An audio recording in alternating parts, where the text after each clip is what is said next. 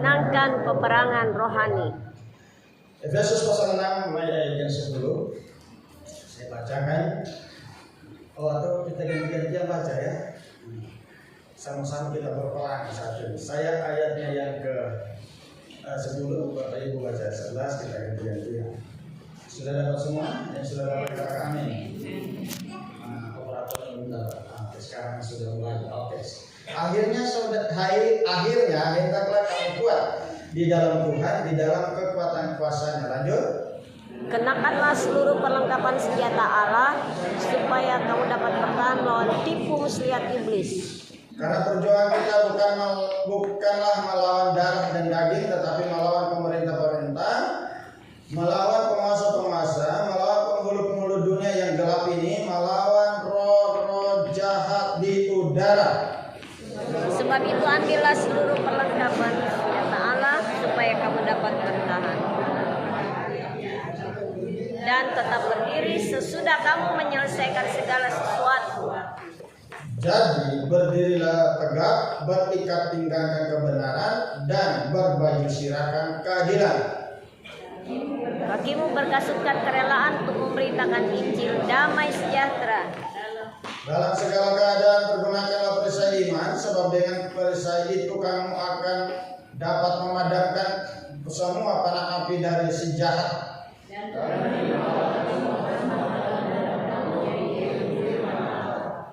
Dalam segala doa dan permohonan berdoalah setiap waktu di dalam roh, dan berjaga-jagalah di dalam doa itu dengan permohonan yang tak putus-putusnya untuk segala orang kudus.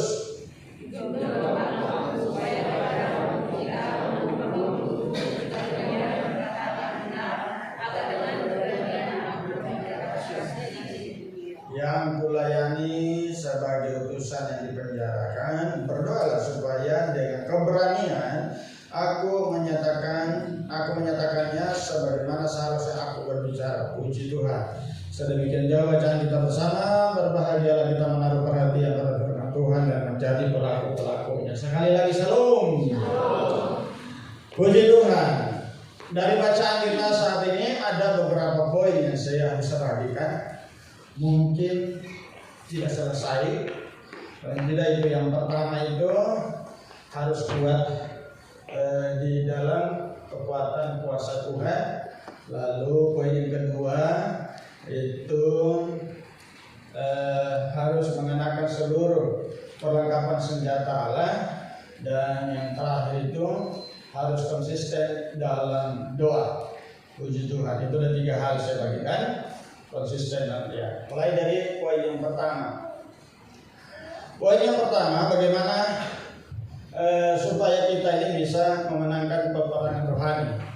Ingat, setiap hari, setiap saat ini kita berperang, tapi bukan dengan darah dan daging, tetapi penguasa-penguasa di udara. Amin. Jadi kalau suami kita ada darahnya, istri kita ada darahnya, ada dagingnya, saudara kita ada darah, ada dagingnya, mertua kita, tetangga kita, berarti bukan musuh itu. Amin. Bukan musuh. Jadi musuh kita itu adalah penguasa-penguasa di udara, roh-roh jahat di udara. Itu yang menjadi musuh kita yang perlu kita perangi bersama-sama. Dan kita harus memenangkan pertempuran ini. Kita harus memenangkan pertempuran ini supaya kita semua boleh mengalami Tuhan di dalam kehidupan kita, dan mujizat demi mujizat boleh kita nikmati dan panjang perjalanan hidup kita.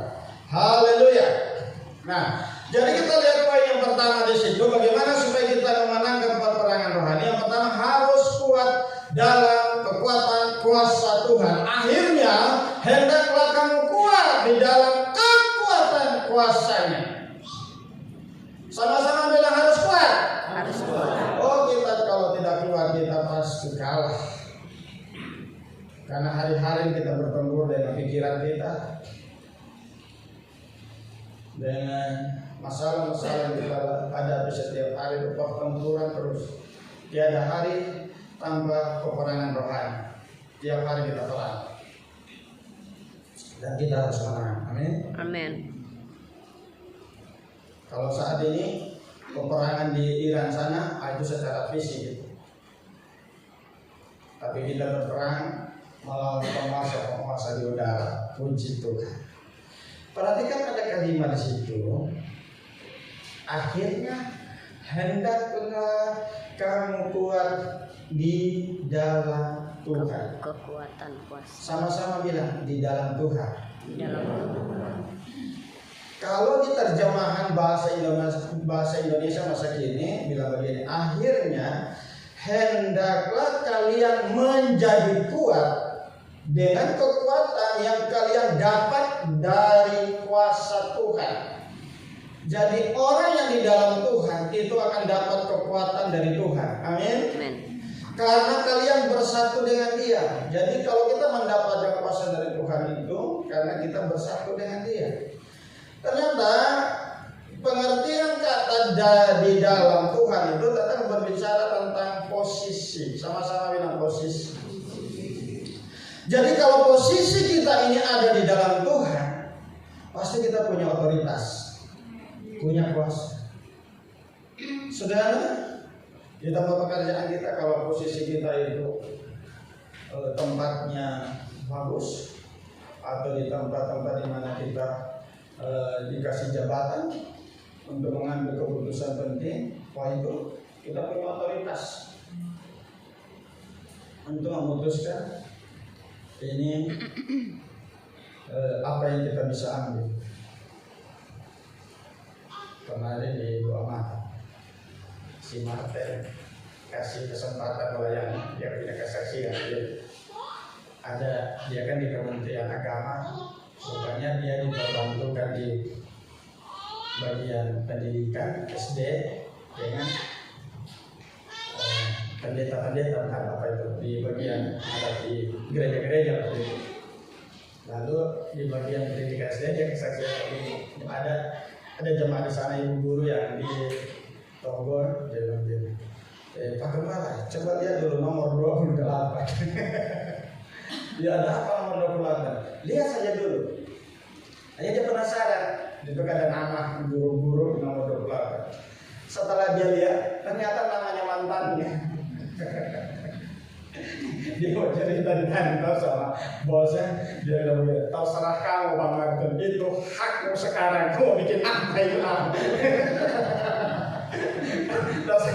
kamu punya kuasa sekarang itu.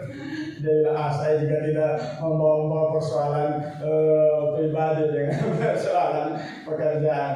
Saya ingat kata Pak Gembala, kata dia bilang, jangan persoalan di laut, bawa di darat. Ya, bisa saja kita ngambil keputusan. Kalau kita lagi tidak suka dengan seseorang, pas kita ada di posisi itu, kita bisa mungkin susah itu orang. Apalagi misalnya kita kasih masuk proposal, kan? Kasih masuk proposal, apakah ke Pemda, ke Sinode. Sinode saya bilang. Karena kita kan punya Sinode Gereja Bethel Indonesia memang menerima proposal untuk pembangunan, baik itu untuk penanaman gereja baru maupun lagi membangun pengembangan baru gitu. Atau di Bethel Project itu dananya cukup besar, 150 juta. Saya pernah kasih proposal untuk Togo, kasih masuk proposal. Lalu yang orang yang berkepentingan ini bilang titip sama saya saja. Itu 2 kali. Saya titip satu kali lewat ketua media, 1 kali saya. Karena dia yang tengah ini. Tapi kok tidak direspon?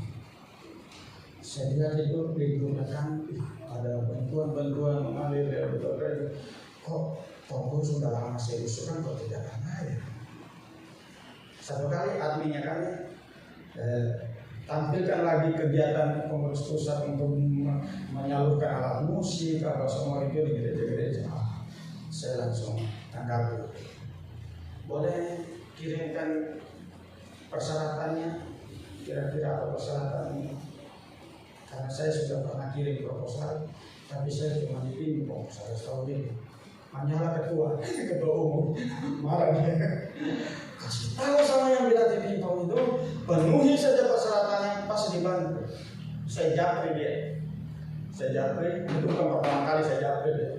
Saya japri, waktu saya japri dia, saya ngomong apa adanya peristiwa ini kenapa ditimpa Dinas Alam Pak Ketum. Izin saya yang ngomong itu mengenai perihal ditimpa ceritanya seperti ini. Rupanya setelah saya cek, dihubungi pengurus perusahaan, orang-orang kantor. Sore hari langsung saya ditelepon. Pak Yosef minta tolong, heboh di sini. Heboh rupanya ketua umum itu perintahkan anggotanya di kantor supaya cari proposal yang tolong. Tapi mereka tidak dapat. Berarti proposal itu tidak masuk kantor. Nah, itu sebenarnya itu orang tadi punya otoritas tadi memberikan keputusan. Kenapa tidak dikasih masuk ke proposal itu? Apakah dia sentimen sama saya? Tapi tidak juga. Saya baik-baik dengan dia. Saya hubungan baik dengan dia. Apakah dia terlalu sibuk? Tapi ketika saya ngomong itu, ada yang punya otoritas yang lebih tinggi lagi, itu langsung dia hubungi di kantor itu langsung kelabakan saya. Saya jawab itu suruh bikin lagi. Puji Tuhan, tanggal 30 Januari sudah cair. Sudah saya bilang begini sama teman-teman, jujur saya untuk gereja yang saya gembalakan, saya tidak pernah minta proposal. Ini saya mintakan buat teman. Jemaat itu di kampung, Pak. Kalau kita pendeta ini sudah jangan, itu beban moral. Saya ditanya terus, beban moral. Saya tahu sama pengurus, termasuk ketua departemen misi. Saya kata itu beban moral, Pak. Jadi ketika mereka mau tanya, kalian ini tahu ada pendeta yang janji. Oh, jadi sejauh mana itu janji itu? Makanya saya perjuangkan itu. Tapi puji Tuhan, lepas Tuhan dan saya tidak mau janji.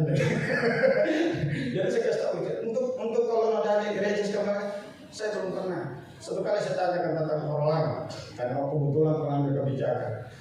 Waktu saat itu terus persyaratannya apa, Pak? Kalau saya bangun gereja baru, dia bilang tanah itu mesti milik gereja.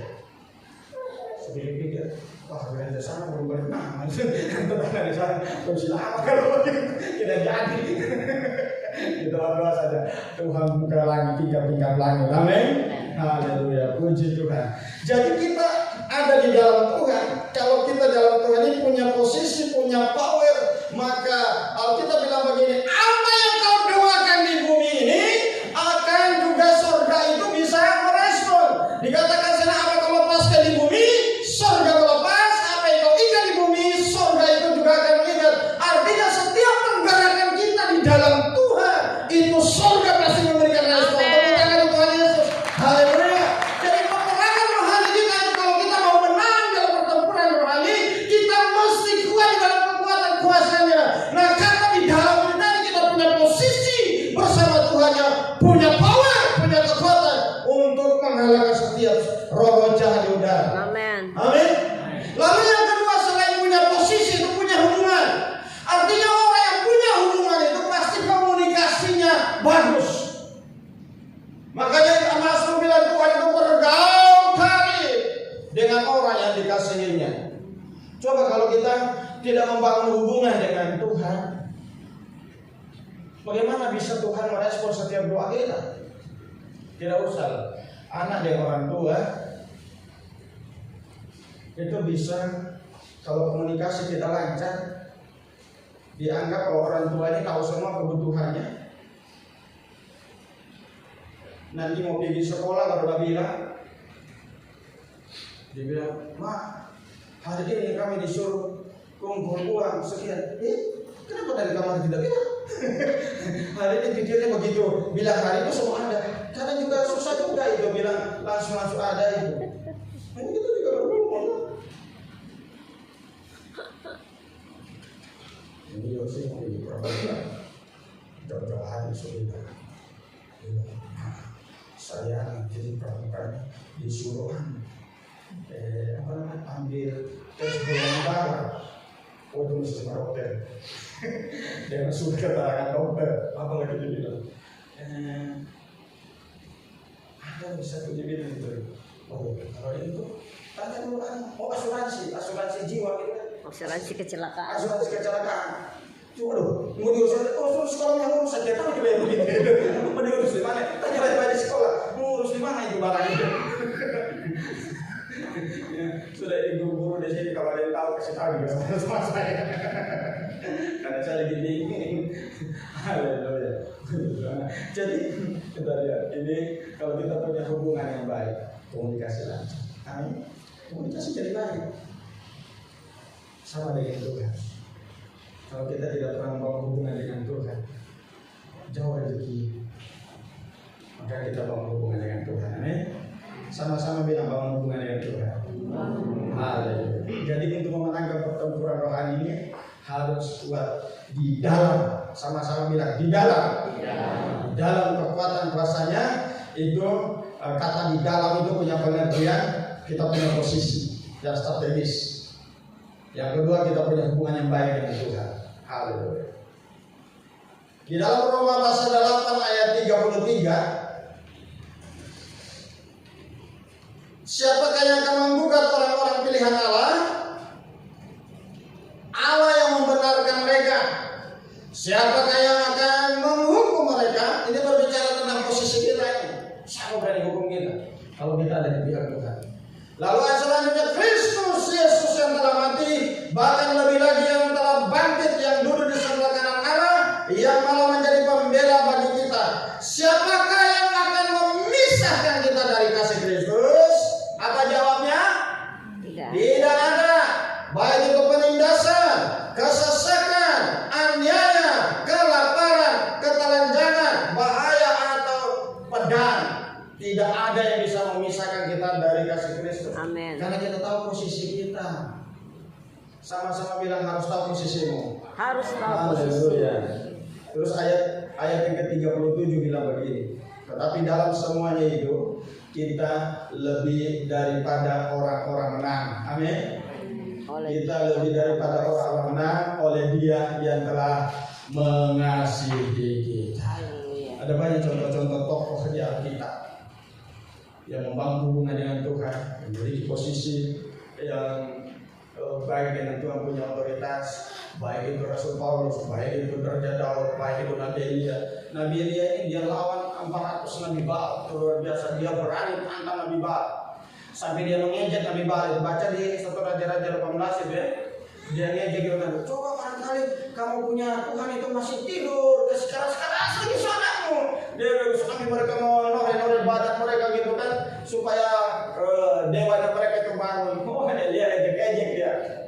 Sampai akhirnya waktu ditentukan selesai, giliran saya bongkar itu mesbah yang mereka buat, bangun yang baru, lalu dia berdoa, singkat cerita dia berdoa, turunkan api dari langit. Itu luar biasa, mujizat terjadi. Amin. Wow, saudara bisa turunkan api dari langit.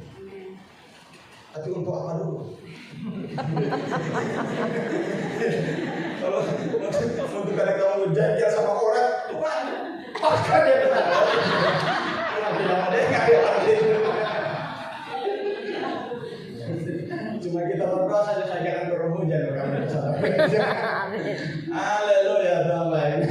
Lalu poin yang kedua, ayat 6, ayat 11 bilang begini sampai 13. Kenakan seluruh perlengkapan senjata Allah supaya kamu dapat bertahan melawan tipu muslihat iblis. Karena perjuangan kita bukanlah melawan darah dan daging, tetapi melawan pemerintah-pemerintah, melawan penguasa-penguasa, melawan penghulu-penghulu dunia yang gelap ini, melawan roh-roh jahat di udara. Sebab itu, ambillah seluruh perlengkapan senjata Allah supaya kamu dapat mengadakan perlawanan pada hari yang jahat itu dan tetap berdiri sesudah kamu menyelesaikan segala sesuatu. Amin. Yang kedua, harus mengenakan seluruh Perlengkapan senjata Allah. Apa itu senjata Allah? Ayo kita baca. Di sana ada ikat pinggang kebenaran. Apalagi baju sirah keadilan. Kasut atau sepatu kerelaan memberitakan Injil. Lalu apa? Perisai iman. Apalagi ketopong keselamatan. Apalagi pedang roh. Itu semua apa? Perlengkapan senjata Allah. Kita harus hidup dalam kebenaran, hidup dalam keadilan. Harus kita rela menjadi saksi Kristus, memberitakan kabar baik bagi setiap orang. kita ini diselamatkan bukan untuk hidup sendiri, tetapi kita harus menjadi berkat bagi orang lain, menjadi saksi bagi Kristus supaya orang-orang bisa diselamatkan. Amin. Mulai kita bersaksi di sekeliling kita. Ceritakan pengalaman dengan Tuhan.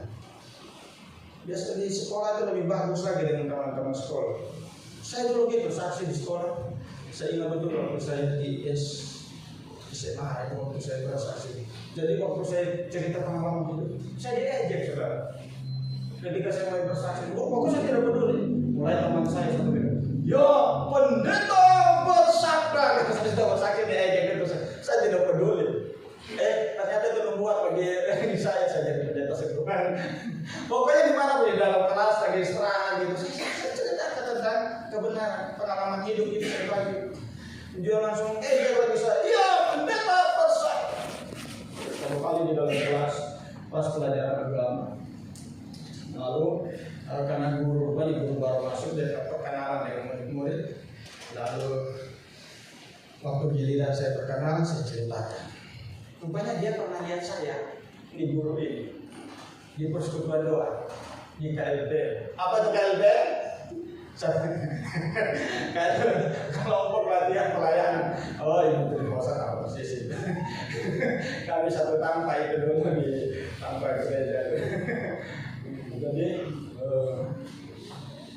kan dia rupanya sepupunya yang punya itu. Saya lupa itu nama guru. Kalau saya ingat itu saya cerita nanti di terpaksa tahu itu guru. Waktu saya terus habis itu begini. Apalagi dia dengar dari asal saya, kampung saya kan dia dengar. Terus selesai semua dia panggil saya. Yoski, tadi waktu kau bersaksi, kau bilang bahwa kamu sudah sudah tidak merokok lagi, tidak minum lagi. Kan cerita pengalaman hidup di sini kan. Terus kamu sudah dibaptis. Saya bilang, terus sementara dulu dia kasih masukan hanya di kantong ini, dia kasih keluar ini. Saya ingat betul Bentul 12. Tahu itu Bentul 12? Wah, sekarang dia tahu kan? Dia tahu sekarang masih ada. Masih ada kan? Masih ada tidak? Oh. Kalau ada semangat menjawab saya curiga. Dia kasih Penjualnya. Penjual. Dia kasih keluar langsung dia bilang begini. Terus kalau saya kasih rokok kamu, apa kau ambil? Dengan tenang saya menjawab, tidak.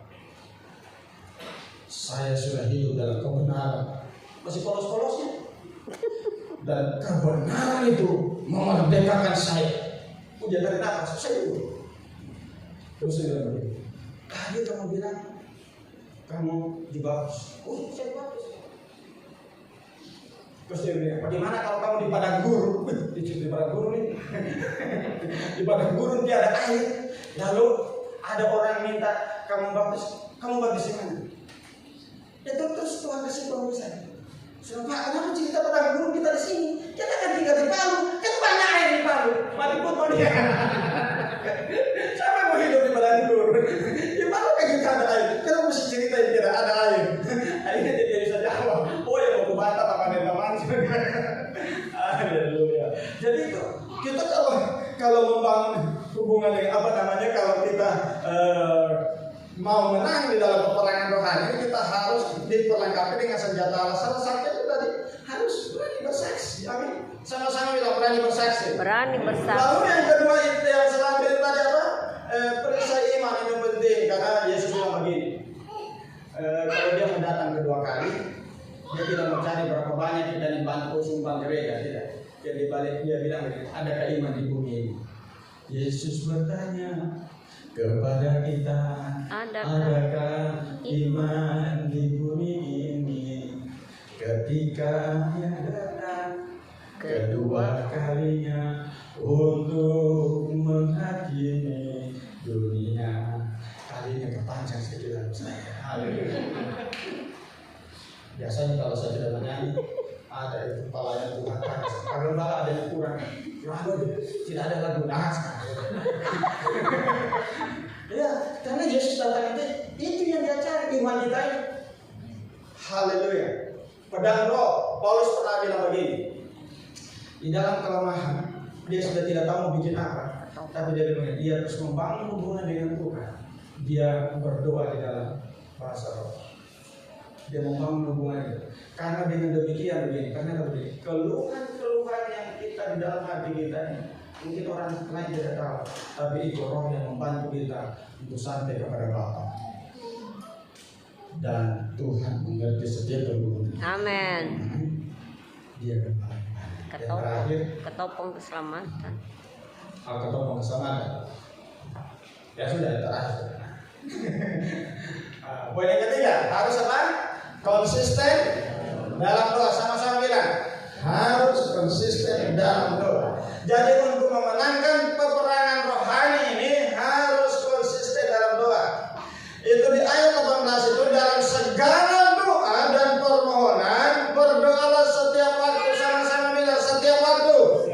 Tapi katakan lagi, setiap waktu. Setiap waktu. Berdoalah setiap waktu di dalam doa dan berjaga-jagalah di dalam doamu itu dengan permohonan yang tak putus-putusnya. Garis bawah itu lagi, tak putus-putusnya itu. Itu saya lupa kasih stabilo itu. Untuk segala orang kudus. Jadi untuk memenangkan peperangan rohani itu tiada lain, harus konsisten dalam doa. Tidak putus-putusnya kita menaikkan doa kepada Tuhan. Bapak Ibu, mungkin waktu saudara doa sepertinya kayak tidak terasa apa-apa. Saudara merasa begini, susah doa-doa juga macam tidak ada perubahan, ya? Tapi tahu saudara, di alam roh itu Tuhan sedang bekerja untuk memproses setiap doa yang kita lakukan kepada Tuhan. Baik itu berdoa untuk keluarga kita, untuk pekerjaan Tuhan, untuk kebutuhan kita, rumah tangga kita, pribadi kita, itu di alam roh sedang berproses sehingga menunggu waktu yang tepat di mana Tuhan menjawab saja doa kita. Amin. Ya, karena waktu Tuhan itu waktu yang tepat. Dan kembali lagi, seperti yang selalu saya ungkapkan, kita mesti siap terima Jawaban doa. Karena ketika nanti Tuhan menjawab doa kita, karena kita di luar dari cara kita begini, kok begini Tuhan? Saya sempoyongan begini. Ternyata di balik sempoyongan di situ Tuhan menggenapi doa-doa kita. Amin. Tuhan mengangkat dan mempromosikan kita sehingga kita harus digoyang dulu supaya kita siap terima jawaban doa. Amin. Kemarin Ketua Umum bersama dengan pengurus penasehat pembina GBI Pak Niko ada di Instagram, di YouTube gitu ya. Jadi dikasih kesempatan Pak Niko bicara lagi. Jadi ada 3 hal yang perlu kita lakukan. Yang pertama apa? Doa. Yang kedua? Doa. Yang ketiga? Doa. Doa semua ya. Jadi 3 hal itu doa. Saya punya direktur sekolah kita bilang begini. Banyak doa, banyak berkat. Sedikit doa, sedikit berkat. Tidak berdoa, tidak ada berkat. Jangan harap tapi berkat. Iya. Jadi sesuai sejauh mana kita membangun hubungan dengan Tuhan, dengan doa kita harus konsisten. Maka kita akan lihat jawaban.